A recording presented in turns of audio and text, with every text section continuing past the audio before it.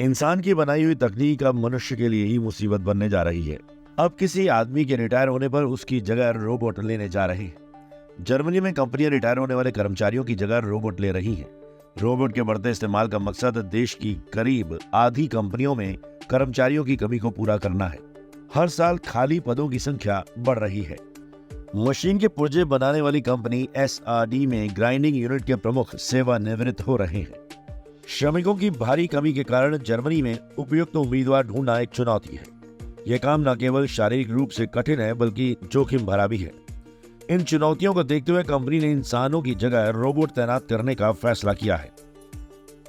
अन्य छोटी और मध्यम आकार की कंपनियां भी स्वचालन को अपना रही हैं। जर्मनी में द्वितीय विश्व युद्ध के बाद की बेबी बूम पीढ़ी की सेवानिवृत्ति के कारण कार्य बल में लगातार गिरावट आ रही है।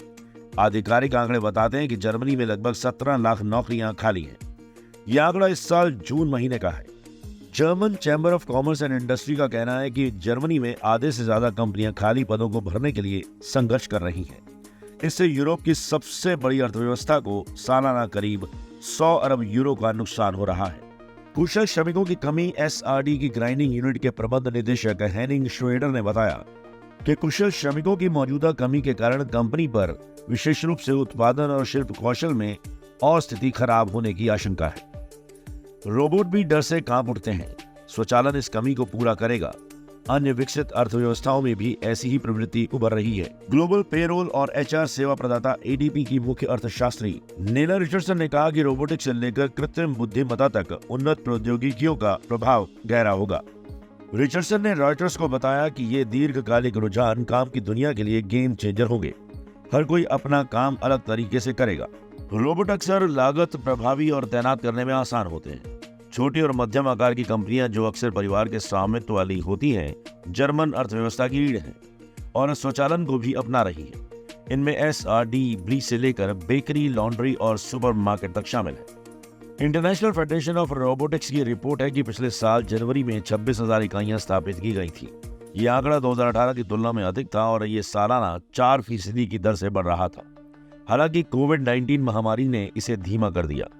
जर्मनी में संघीय रोजगार एजेंसी अपने अधिकांश रोबोट छोटी और मध्यम आकार की कंपनियों को बेचती है। ये रोबोट जापान में बने हैं। कंपनी के CEO रॉल्फ विकलमैन कहते हैं, रोबोट उन कंपनियों को बचा रहे हैं जो कर्मचारियों की कमी के कारण किनारे पर हैं। इससे ये भी पता चलता है कि रोबोट का उपयोग करना अब आसान हो गया है और उन्हें प्रोग्रामिंग कौशल की आवश्यकता नहीं है। अधिकांश मानव मशीन इंटरफेस स्मार्टफोन की तरह टच स्क्रीन के साथ आते हैं। कर्मचारी और नियोक्ता संघ जिन्हें कभी स्वचालन के कारण नौकरी छूटने का डर था, आश्चर्यजनक रूप से सकारात्मक रुख दिखा रहे हैं। एक हालिया सर्वेक्षण से पता चला कि लगभग आधे जर्मन कर्मचारी श्रम की कमी से निपटने में रोबोट को सहायक मानते हैं।